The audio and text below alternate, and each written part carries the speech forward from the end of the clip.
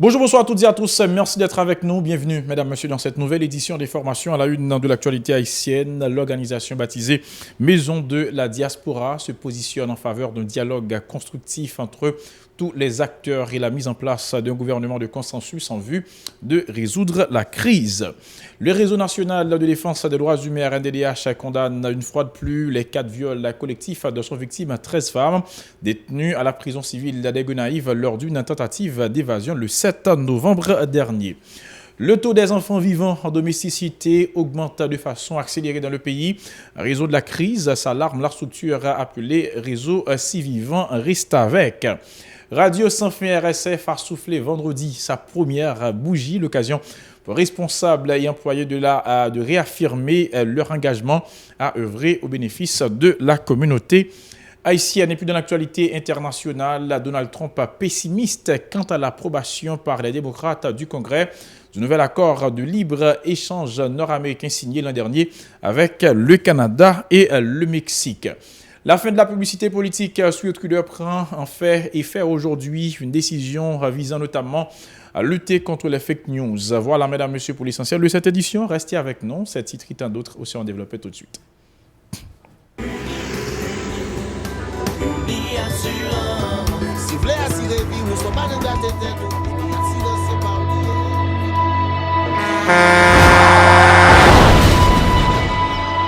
En général, moun pa reme pran assurance.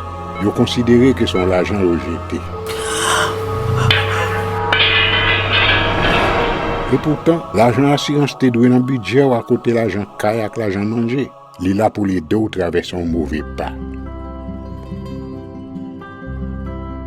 Gardez tout à côté ou. Ouais comment gros problème qu'on entre sur moun sans attendre. Mandez Dieu pardon, ça qu'arrive au tout. Une assurance dit ou précaution pas capon. Les malheurs arrivés, les faux amis flair saison a fait comme si on pas de jambe connaît ou. Une assurance après rita faire ou pour le jour, continuer vivre la vie ou quitter ce course là nan men nous. Uni Assurance. Vivez en toute assurance. Bienvenue, mesdames, messieurs, dans le développement du journal. Comme annoncé en titre, l'organisation baptisée Maison de la Diaspora se positionne en faveur d'un dialogue constructif entre tous les acteurs en vue de résoudre la crise. Lors d'une conférence de presse vendredi à Port-au-Prince, les membres de cette structure préconisent aussi la mise en place d'un gouvernement de consensus pour assurer le déblocage du pays. Jean-Cyrus Marseille, responsable de projet au sein de la dite organisation, est au micro de Nancy Constant et de David Mercius. C'est le dialogue qui intéresse nous. Nous-mêmes, dans la diaspora, nous ne pas entendre et mettez en division entre Haïtiens qui vivent avec Haïtiens. Parce que la crise haïtienne, nous pensons que c'est nous-mêmes encore, en tant qu'Haïtiens, qui pour jouer une solution haïtienne à la crise qui a ravagé le pays. Donc, pas de notre façon pour ça faire, c'est à travers le dialogue. Ça veut dire que nous-mêmes, nous ne pas en position par rapport en faveur de l'opposition, non plus, nous ne pas prendre position en faveur du pouvoir. Nous-mêmes, ça nous voulons clairement, nous voulons non seulement pour la diaspora intégrer, pour la diaspora lui-même, pour ne pas jouer le rôle pompier dans la crise, ça a ravagé le pays, pour lui-même, pour le mot parle pour dire. Et mot parle dit, c'est clair, pour que nous voulons un dialogue. Pour que le dialogue ça fait sans exclusion, pour tout le monde participer dans le dialogue, pour nous gager une solution, pour sortir de crise, pour tout petit monde Haïti honnête qu'à l'école. Je dis, nous remarquons depuis quelques temps, l'école fermée, donc nous-mêmes nous sommes dans une dynamique pour que nous voulons que ça suspende pour le pays à avancer. Chaque chose à dialogue, premièrement, sont sorties de crise. Pour nous jouer dans sortie de crise, qui va déboucher sur tout ça comme résolution, qui va déboucher sur un gouvernement d'union nationale. Pour que nous ne pas parler de Haïti en crise encore. Parce qu'à partir de ce moment-là, l'investisseur qui a entré dans le pays, à partir de ce moment-là, nous avons fait tout dans le pays.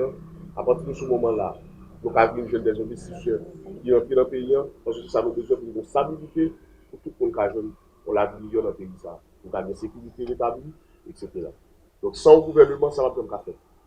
D'où l'intérêt pour aujourd'hui pour nous voter pays. Donc gouvernement national qui va adresser différents problèmes que nous avons traversés dans le pays. Pour sa part, Espérancia César, membre de la dite organisation, dit prendre acte des déclarations du chef de l'État relatives à l'intégration de la diaspora dans les affaires du pays. Ses propos au micro de Nancy Constant, de David Mercius. Nous ne pouvons pas jouer rôle pompier encore. Côté que c'est les tout dégâts fin fait pour nous porter de l'eau, porter ses coups. Diaspora n'a pas décidé de jouer rôle observateur tout. Fournisier gardé. Li décidé mettre main en patte là. Li décidé militer. Bail souterrain, bataille souterrain. C'est peut-être ça. La profiter demander une intégration totale dans la vie sociale, économique et politique pays. Journée jodi, diaspora organisé pour lui parler dans une seule voix. Dans façon ça, maison de la diaspora, qui c'est un regroupement association étudiants, groupe professionnel, organisation, fédération et mouvement haïtien qui vivent tout partout dans le monde là. Prend bâton pèlerinage nous pour nous faire respecter droit nous. Nous faire choix pour nous prononcer nous, pour ne pas rester indifférents parce que dans vision nous voulons Haïti sans exclusion, un Haïti prospère côté que respect principe et acquis démocratique yo respecté. Autre nouvelle, l'organisation baptisée Réseau Si Vivant Reste Avec a exprimé ses vives inquiétudes suite à l'augmentation accélérée du taux des enfants vivant en domesticité dans le pays, sans toutefois donner des précisions sur les dernières statistiques disponibles. Les responsables de cette structure expliquent cette situation par le climat sociopolitique et économique délétère du pays. Ils déplorent l'exploitation de cas de mineurs aux grandes dames des lois haïtiennes et des conventions internationales relatives aux droits des enfants. Par ailleurs, Mireille Jeune, membre de l'organisation, réclame justice et réparation pour les 13 femmes victimes de cas de viol collectif lors de la tentative d'évasion des Gonaïves au début du mois de novembre.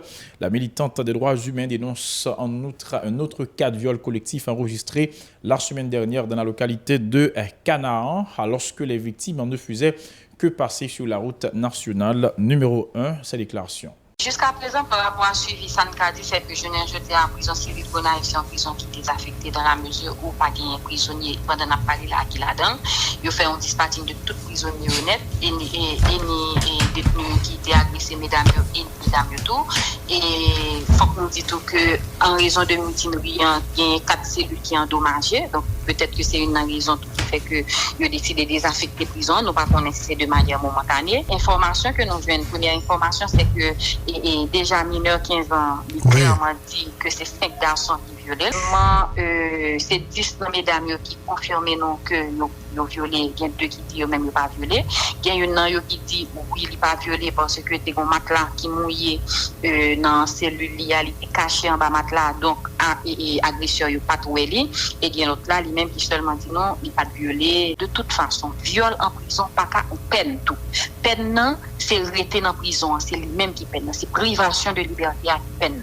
Le réseau national de défense des droits humains, RNDDH, condamne une fois de plus les cas de viol collectif dont sont victimes 13 femmes détenues à la prison civile des Gonaïves lors d'une tentative d'évasion le 7 novembre dernier. Au moment où des faits, 7 des victimes n'avaient pas encore été déférées par devant la justice. Radio Sans Fin RSF a soufflé vendredi sa première bougie. Le directeur général de l'institution, Yvenir Foster Joseph, trouve que la conjoncture n'est pas appropriée aux réjouissances. Toutefois, il dresse un bilan positif du travail accompli par RSF au cours de ce premier printemps. Yvenir Foster Joseph au micro de Moïse Saint-Éloi et de Joseph Philippe François.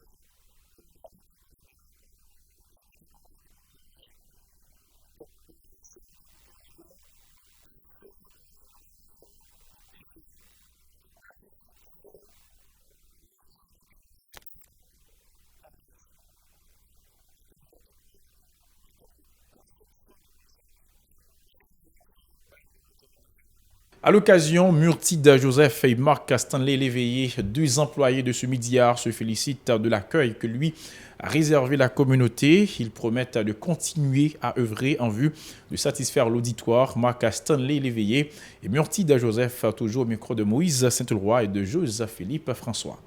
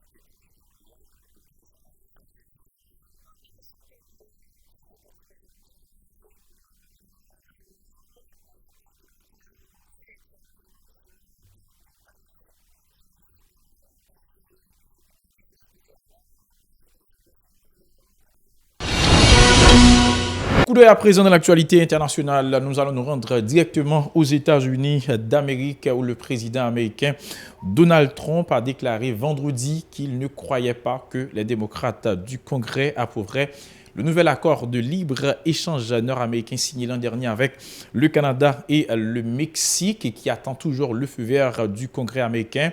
Nancy Pelosi, la leader de l'opposition démocrate, ne fera pas l'AEUMC, acronyme pour accord États-Unis, Mexique et Canada, a déclaré le président américain sur Fox News. Il a accusé Mme Pelosi d'être sous la coupe de Richard Trumka, le président de l'AFL-CIO, la plus grande fédération américaine de syndicats. L'AEUMC est une refonte de l'accord de libre-échange nord-américain ALENA, vieux de 25 ans. Mauvaise nouvelle pour les hommes politiques, c'est la fin de la publicité politique sur Twitter. Aujourd'hui même, à partir de ce vendredi, en politique, eh bien, les résultats, ça se mérite, ça ne s'achète pas. C'est en tout cas la volonté de Twitter. Le 15 novembre, la direction du groupe officialisait une décision attendue, interdiction pure et simple de la publicité politique. Depuis un mois, les autres GAFA sont priés de prendre position. Mercredi 20 novembre, Google annonçait durcir les règles contre le ciblage ultra spécifique des électeurs. En revanche, concernant les publicités, eh bien, le géant serait plutôt de l'avis de Facebook. En octobre dernier, Mark Zuckerberg les défendait au nom de la liberté d'expression, accusé de favoriser l'expansion des fake news. Il pourrait revenir sur cette décision très controversée.